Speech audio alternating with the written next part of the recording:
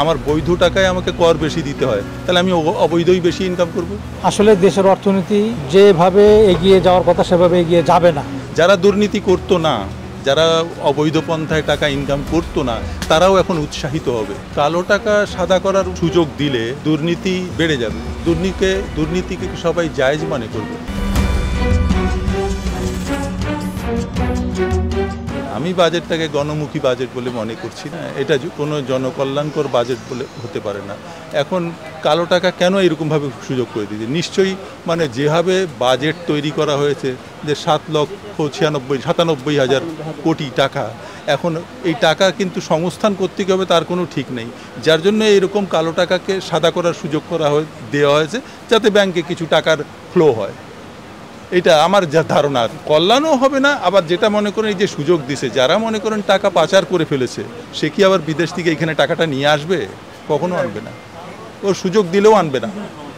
কারণ অন্য কোনো সময় অন্য সরকার আসলে তো টাকা আটকে যাবে। যে একবার পাচার করছে সেই টাকা তো আর ফেরত আসবে বলে মনে হয় না। এটা আমি মনে করি হ্যাঁ, এটা ঠিক না, এটা আসলে করা ঠিক হবে না।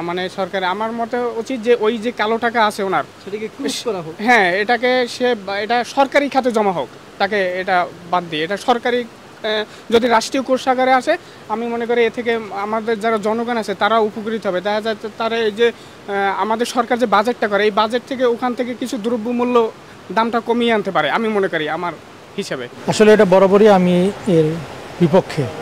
অ্যাকচুয়ালি এই অপ্রদর্শিত আয় যেটাকে বলা হয়, সেটাকে বৈধ করার জন্য সরকার যে কর নির্ধারণ করে দেয়, অর্থাৎ প্রকারান্তরে অপ্রদর্শিত আয়কেই উৎসাহিত করা হয়।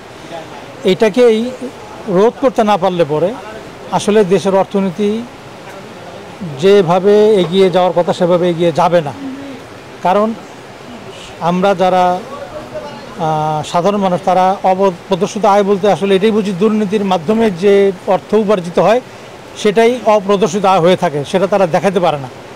যে কারণে এটা একটা নির্দিষ্ট শ্রেণীর হাতেই থাকে এবং তাদেরকেই, আমার ধারণা, তাদের মাধ্যমে সরকারও কিছুটা উপকৃত হয়, যে কারণে সরকার তাদেরকে বারবার এই সুযোগ দিয়ে থাকে। এটা যেহেতু সুনির্দিষ্ট দলিল নাই আমাদের হাতে, কিন্তু জনশ্রুতি বা সাধারণ মানুষের ধারণা, সরকারের বিভিন্ন দপ্তরের চেয়ারে যারা বসে আছে তারাই এই সমস্ত অপ্রদর্শিত আয়ের মালিক। তাদেরকে রক্ষা করার জন্যই সরকারের এই উদ্যোগ প্রতি বছর আমরা দেখে থাকি।